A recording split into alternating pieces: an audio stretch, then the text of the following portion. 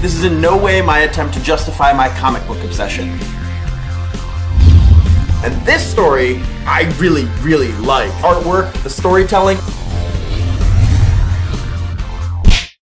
Hello and welcome to another episode of The Pull List, your source for all things comic book and comic book related on YouTube. My name is Travis. Let's talk about CGC books. The CGC, which stands for the Certified Guarantee Company, was founded in 2000 and they were the first independent, impartial, third-party comic book grading service. Impartial just meaning that they do not buy and sell comic books and they have no interest whatsoever financially in the books that they grade. They guarantee that 2 or more comic professionals will decide the grade of your book before it's placed into its moderately permanent plastic slab. That means there's not just one guy in some basement going, very fine condition, 8.5. In 2007, CGC had graded their 1 millionth book, and at the time of this video, they have currently graded over 2 million books. These slab cases are designed to securely hold and protect your comic from environmental disasters, to keep it at the grade that they give it, and you can even see in the backside too, it's just all around clear. Now on to the actual grading scale. Basically, it goes from 0.5 to 10. 0.5 being poor, and 10 being gem,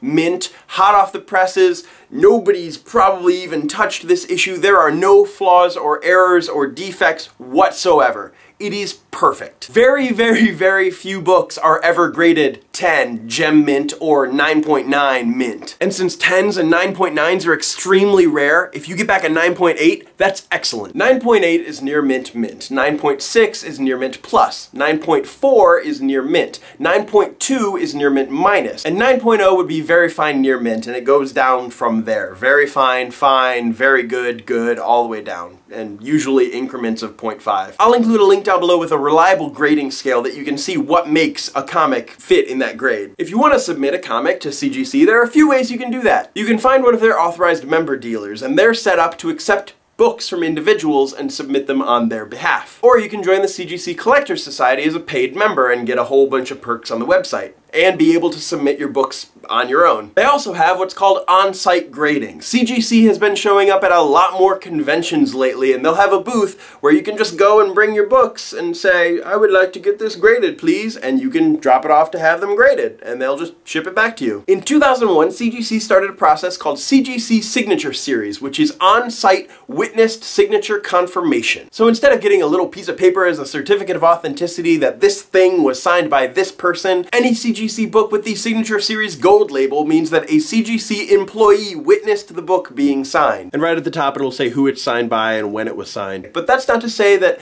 a signed book in a CGC case without a gold label is not authentic. That just means that a CGC employee wasn't there to witness it being signed, so they can't sign off and say, yeah, this is signed by that person, because they don't know. But as of late, with CGC booth being at a multitude of cons, people are definitely taking advantage of the Signature Series. Oh, hey, Stan Lee's at this con? Here's my book. I will pay the fee to have it signed by Stan Lee, and you can mail it to me later. You just drop it off with them and they can try to get it signed for you. Or you could go with them to get it signed, but you have to stand in line. So I hope you and the CGC guy have a lot to talk about. I bought this issue last year from a guy who must not have really known what he had, because I got it incredibly cheap and it was in great shape. So last year for San Diego Comic-Con, I mailed a couple of my books to Tia because I knew that she was going. And she brought them to the CGC booth at the San Diego Comic-Con and did on-site grading. And I mean, we got our books back in like 3 or 4 months, but still, it was very inexpensive. And the signatures, I think, were only like 10 bucks each, which is not bad at all. Depending on the current market value of your book and how quickly you want it shipped back to you, it could cost anywhere between $25 to $150 to get your book graded. $150 is the express option. You would probably get your book back in just a couple days. The Cgc Census is a detailed report of every single issue and grade that CGC has ever done. This is Peter Panzerfaust #1, first printing, 9.8, signed by Curtis. There are 83 of these in the world. Walking Dead #35, graded 9.8, CGC has only graded 47 of these.